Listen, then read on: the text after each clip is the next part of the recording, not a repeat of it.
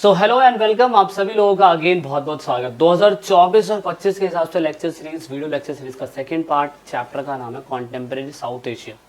समकालीन दक्षिणी भारत में जितनी भी कंट्रियां आती हैं, बचपन में एमबीए हमने देखा था पिछली क्लास के अंदर, और बचपन में एमबीए में हमने चाइना, आपका पाकिस्तान से रिलेटेड डोमेस्टिक पॉलिटिक्स, उसके बाद उसकी राजनीति, उनके हमारे से क्या संबंध खराब है और हमने उनको ठीक कैसे करा। आज हम बात करने जा रहे हैं अगेन दूसरे बी के बारे में। इट मीन्स बी से बांग्लादेश जो है उसके बारे में हम लोग समझेंगे। अधिक जानकारी के लिए ऐप को जरूर डाउनलोड करिएगा। ऐप पे आपको सारी इन्फॉर्मेशन मिलती है और यहाँ पे आपको बहुत रियायत में ही आपको सारी चीज़ें मिल जाती हैं। हम बात करने जा रहे हैं इस बार बांग्लादेश के बारे में। बांग्लादेश कभी शुरुआत में ईस्ट पाकिस्तान का हिस्सा हुआ करता था और आज ये ईस्ट पाकिस्तान से बांग्लादेश बना 1971 के अंदर। इसकी शुरुआत काफ़ी दर्दनाक रही। शुरुआती समय में बेचारा वेस्ट पाकिस्तान की कठपुतलियों की तरह नाचता था जैसे अभी नाच रहा है, और इसी वजह से यहाँ पे कहानी थोड़ी सी बिगड़ी।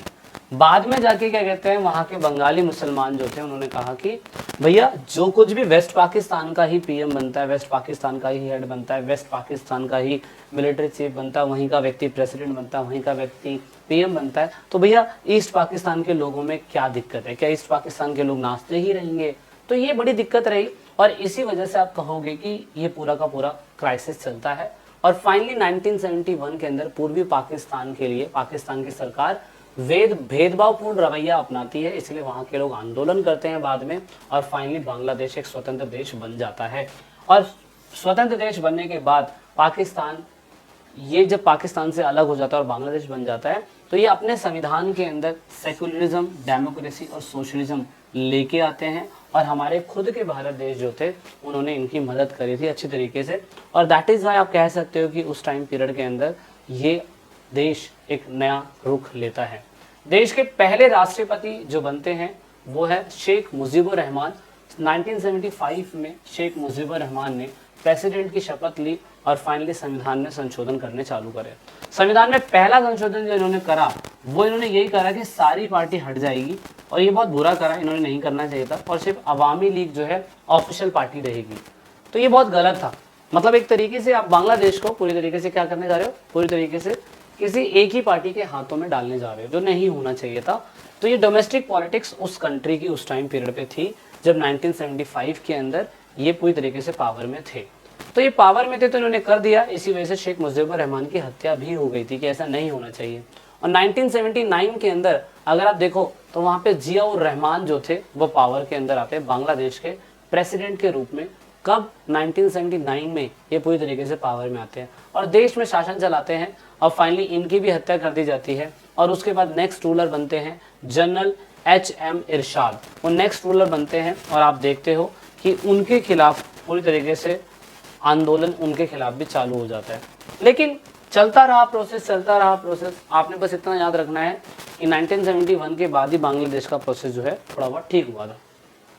1991 के बाद जो भी उस टाइम पीरियड पे राष्ट्रपति बनता है या पीएम बनता है, उसने सबसे अच्छी बात ये करी कि जो 1971 के अंदर 1975 के अंदर जो शेख मुजीबुर रहमान ने मल्टी पार्टी सिस्टम बैन कर दिया था, वो 1991 में पहली बार ऐसा हुआ कि मल्टी पार्टी सिस्टम, यानी कि बहुत सारी पार्टियां जो इलेक्शन लड़ना चाहती है वो अपने नाम दे सकती है। तो 1991 के अंदर ही जाकर के कहते हैं पूरी तरीके से लोकतंत्र की स्थापना होती है और सही तरीके से सरकार जो है वहाँ बननी चालू होती है। तो ये थोड़ा सा इतिहास था जो हमें बांग्लादेश की पॉलिटिक्स के बारे में समझ में आता है। 1991 के बाद सैन मानेकशॉ ने बहुत अच्छा रोल निभाया और बांग्लादेश को आज़ाद कराया। बांग्लादेश के अंदर एक मुक्ति वाहिनी नाम की एक आर्मी बनाई गई थी। जब वॉर हुई तो उस मुक्ति वाहिनी ने अंदर से मदद करी। तो इसके बारे में हम आगे चैप्टर में थोड़ा बहुत डिस्कस करेंगे। जब हम शिमला एग्रीमेंट के बारे में पढ़ेंगे तो वहाँ हम लोग डिस्कस करेंगे। लेकिन हाल फिलहाल भारत और बांग्लादेश का रिलेशन जो है बड़ा ख़राब चल रहा था। NCERT के अकॉर्डिंग पहला डिस्प्यूट जो है वो है इलीगल इमिग्रेशन। जब 1971 के अंदर युद्ध हुआ तो बहुत सारे बांग्लादेशी लोग जो थे भारत की तरफ पलायन कर गए। तो वेस्ट बंगाल अगर आप देखो तो, क्योंकि वैसे भी वो बंगाल का हिस्सा था, लेकिन 1971 की आज़ादी के बाद हमने पाकिस्तान को तोड़ा, और पाकिस्तान को तोड़ा तो फिर हमने क्या कहते हैं वेस्ट बंगाल इंडिया के अंदर रखा और ईस्ट बंगाल ईस्ट पाकिस्तान बन गया। तो इसी वजह से वहाँ पे भाषा को लेके कोई दिक्कत वाली बात नहीं थी, इसलिए मोस्टली बांग्लादेश के लोग भागकर वेस्ट बंगाल आ गए थे। तो उस टाइम पीरियड पे आप उसे इलीगल इमिग्रेशन तो नहीं बोलोगे, अवैध प्रवास नहीं बोलोगे, अवैध, तो उस तरीके से इलीगल इमिग्रेशन तो नहीं कहेंगे, लेकिन जिस टाइम पीरियड पे भाई देखो अतिथि देवो भव हम तो वैसे ही बोलते हैं भारतीय लोग, लेकिन उस समय कंडीशन ऐसी हो रखी थी कि उन लोगों को माइग्रेट होकर इंडिया में आना पड़ गया। हमें लगा कि शायद से आज़ादी के बाद वो बांग्लादेशी लोगों को हम वापस भेज सकते हैं, लेकिन यहाँ पे खुद शेख हसीना जो वहाँ की प्रेसिडेंट थी उन्होंने मना करा, क्योंकि जिस टाइम पीरियड पे 1971 में ये लोग भाग के इंडिया आए थे, कई लाखों लोगों को हमने शरण दी, हमने उन्हें खाना खिलाया, रहने की जगह दी, तो एक तरीके से वो हमारे रिसोर्स पे एक तरीके से डिपेंड हो गए, और वो रिसोर्स हमारे भारतीय लोग भी इस्तेमाल कर सकते थे, लेकिन उन लोगों ने यूज़ करा। तो ऐसे में ये लोगों को अपनी कंट्री में जाने की ज़्यादा ज़रूरत थी, लेकिन यहाँ पे अब वो हमारे खुद के ही बाशिंदे इंडियन लोग बन चुके हैं। लेकिन डिस्प्यूट की बात करें तो डिस्प्यूट है कि इनलीगल इमिग्रेशन थे, जो सरकार को जिम्मेदारी लेनी चाहिए थी, इनको वापस बुलाना चाहिए था, इनको रहने की जगह अपने हिसाब से देनी चाहिए थी, लेकिन नहीं दी। दूसरी प्रॉब्लम जो है वो आपको पहले बता देता हूँ मैं, वो है गंगा और ब्रह्मपुत्र नदी को लेकर, वाटर शेयरिंग को लेकर।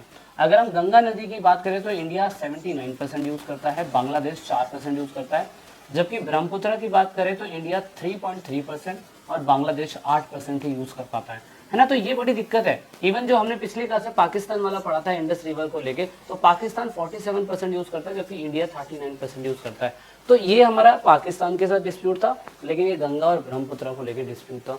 तो ये भी एक वाटर डिस्प्यूट है, जिसमें पाकिस्तान और मतलब बांग्लादेश के लोग कहते हैं कि आप ज़्यादा वाटर यूज़ करते हो, आप ज़्यादा वाटर यूज़ करते हो, तो भैया हमें कुछ मिल ही नहीं पाता। तो ये एक इशू है। दूसरा इशू अगर हम बात करें वो है Bangladesh decisions not to export natural gas to India. Bharat को प्राकृतिक गैस का निर्यात ना करने का बांग्लादेश का फैसला।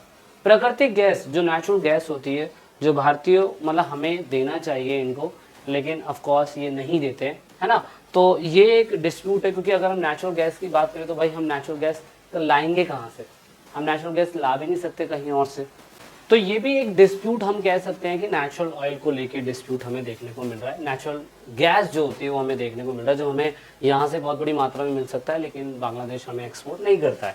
दूसरी बात, Bangladesh refusal to allow Indian troops to move through its territory to north to west. एक ये भी डिस्प्यूट है कि बांग्लादेश कहता है कि अपनी आर्मी या आपके लोगों का अलाउ नहीं है कि आप हमारे देश से होते हुए गुजरो और अपनी त्रिपुरा या जो भी मिजोरम है यहाँ की कंट्री में आप जाओ, आप कहीं से भी जाओ, पर बांग्लादेश से घूम के जाओ, अपनी टेरिटरी में जाना चाहते हो, हम आपको ऐसे अलाउ नहीं कर सकते। तो ये भी एक डिस्प्यूट है कि हमें इतना किलोमीटर दूर जाना पड़ता है ना। तो ये भी मतलब देख सकते हो कितना बड़ा डिस्प्यूट हमें देखने को मिल रहा है। And then Bangladesh support for anti Indian Islamic fundamentalist group. भारतीय विरोधी इस्लामिक कट्टरपंथी समूह के लिए बांग्लादेश का समर्थन हमेशा रहता है। ये भी एक दिक्कत वाली बात है कि हमेशा बांग्लादेश उन लोगों को सपोर्ट करने की कोशिश करता है जो हमारी कंट्री के अंदर टेररिज्म को फैलाने की कोशिश कर रहे हैं। जैसे बर्मा के अंदर, म्यांमार के अंदर, इवन वेस्ट बंगाल की बात कर ले तो वहाँ पे भी डिस्प्यूट होते रहते हैं इंडियन गवर्नमेंट को लेके। तो ये बड़ी दिक्कत वाली बात है। Complaints of Bangladesh against India. Bharat के खिलाफ बांग्लादेश की शिकायतें क्या क्या रहती है। नंबर 1 शिकायत कि हमेशा इंडिया कोशिश करता है कि बांग्लादेश के नेचुरल ऑयल को या नेचुरल गैस को अनफेयर तरीके से यूज़ करता है और ट्रेड करता रहता है। तो ये हमारे खिलाफ बांग्लादेश के लोगों का डिस्प्यूट रहता है। दूसरी बात, बांग्लादेश चटगांव पहाड़ी है, वहाँ पे हमेशा विद्रोह को लेके सपोर्ट करता रहता है। किसका? उन लोगों का जो बांग्लादेश के अंदर मतलब विद्रोह करेंगे। India behave like a regional bully over the sharing of river water. Even India जो है अपनी डोमिनेंस दिखाता है कि हम ज़्यादा नदियों का पानी हमारे वहाँ से होता हुआ गुजर रहा है, तो सारा पानी हम ही इस्तेमाल करेंगे। अगर आपने फालतू बोला तो हम आपको 4-5% जो भी 8% आप पानी लेते हो वो भी देना बंद कर देंगे। तो ये हमेशा कंप्लेंट रहती है किसकी? बांग्लादेश के लोगों की हम देशों से। लेकिन हाल फिलहाल हमने इसकी राजनीति समझ ली, हमने हमारे देश से इनका क्या कॉन्फ्लिक्ट है वो समझ लिया। अब हमें समझना ये है कि हम ट्रेड कैसे कर रहे हैं। तो इकोनॉमिक रिलेशंस को बेटर करने के लिए हमने ट्रेडिंग सिस्टम शुरू करा। हमने सबसे पहले क्या करा? Cooperation in disaster management and environmental issues. हमने कहा कि जो डिजास्टर मैनेजमेंट इश्यूज है, जो बांग्लादेश को हमेशा भूकंप के टाइम पीरियड पे दिक्कत आती है, बांग्लादेश को हमेशा बाढ़ के टाइम पीरियड पे दिक्कत आती है, तो वहाँ पे हमने इनको हेल्प करने की मदद करी है। दूसरी बात, हमने लुक ईस्ट पॉलिसी के तहत बांग्लादेश के साथ 2014 में बहुत अच्छे रिलेशंस बनाए हैं। जैसे कि हमने रेलवे ट्रैक को लेकर इंडिया और बांग्लादेश के बीच में हमने बनाने की कोशिश करी है। हमने इंटर मॉडल ट्रांसपोर्ट लिंकेज जो है ये बनाया है, हमने ट्रांजिट ट्रांसपोर्ट सिस्टम पे फोकस करा है, रोड और ब्रिजेस को प्रोजेक्ट को लेके हमने इनके साथ बिजनेस करने की और काम करने की शुरुआत कर दी है। एंड देन उसके बाद 2015 के अंदर सबसे अच्छी बात जो मुझे लगी वो है इनक्लेव्स। इनक्लेव्स होते हैं एक तरीके से छोटे छोटे इलाके बना देना। जैसे मान लीजिए कि कोई वेस्ट बंगाल से बंदा आसाम जाना चाहता है तो वो यहाँ से घूम के ना जाए, वो यहाँ से भी जा सकता है। इसके लिए क्या करा गया, इसके लिए ये करा गया कि बांग्लादेश के इंडिया के अंदर 111 इनक्लेव्स है, enclaves of Bangladesh in India 1951, और यहाँ पर size of India enclave 70 square kilometre, 700 square kilometre. It means that अगर हम बात करें कि बांग्लादेश के अंदर अगर हम देखें तो बांग्लादेश के अंदर 111 इनक्लेव्स हमारे हैं और बांग्लादेशी लोगों का हमारे इंडिया के अंदर 51 इनक्लेव्स है। ये इनक्लेव्स होते क्या हैं? इनक्लेव्स ये होते हैं कि भैया अगर मान लीजिए कि आपको हम सपोर्ट नहीं कर रहे हैं तो हमारे लोगों के लिए आप कुछ ना कुछ शरण रहने के लिए जगहें दें, ताकि बांग्लादेशी लोग अगर यहाँ पे रहते हैं, यहाँ रहते हैं, तो भैया वहाँ पे इनके लोगों की मदद भी हो सके। तो ये इनक्लेव्स वाला सिस्टम बड़ा अच्छा लगा मुझे कि इन लोगों ने ऐसे इनक्लेव्स बनाए हैं ताकि बांग्लादेश लोगों को खुद को थ्रेड फील ना हो और खुद इंडियंस लोगों को बांग्लादेशी लोगों का थ्रेड फील ना हो। सो गाइज ये था हमारा बांग्लादेश की पॉलिटिक्स के बारे में, बांग्लादेश की राजनीति के बारे में, बांग्लादेश का हमसे रिलेशंस कैसे है उसके बारे में, और हमारे से कॉन्फ्लिक्ट क्या था उसके बारे में। अगली क्लास में हम नेक्स्ट क्लास में पढ़ेंगे। अधिक जानकारी के लिए ऐप को जरूर डाउनलोड करेगा। नेपाल के बारे में डिस्कस होगा। जय हिंद, जय भारत, वंदे मातरम, भारत माता की जय।